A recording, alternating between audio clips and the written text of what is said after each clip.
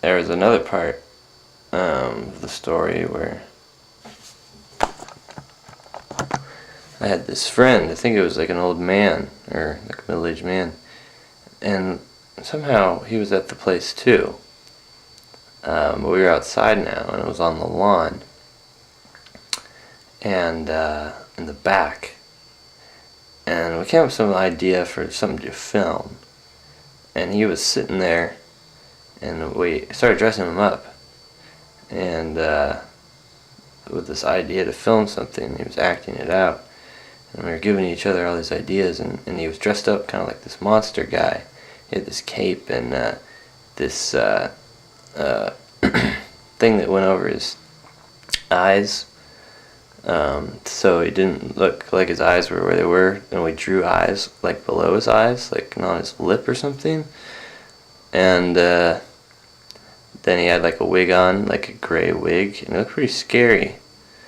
And he was like, we're just joking around with this idea, and then I see like these people come out of the house who are the owners, I think, and they're like, what are you doing? Oh, and I remember this was all in Spanish. We started talking in Spanish to these people, and my friend knew Spanish fluently, but I didn't. So he was trying to explain to them what we were doing. And I was kind of lying. I was saying, oh, I just wanted to film an idea here later. I'm sorry. And then I was like, oh, actually, I used to live here, and I just wanted to film here. I always wanted to film something here. And I have this great yard, and all this space, and this great house, and I'm sorry we snuck in here. And the guy was like, oh, okay, well, that's alright, I mean, you guys can film here, but you gotta do something for me. And we're like, okay, what are you gonna do? And he was like, see that pool there? And there was like this pool that hadn't been used in a while, but it's still filled with water, but it was really dirty.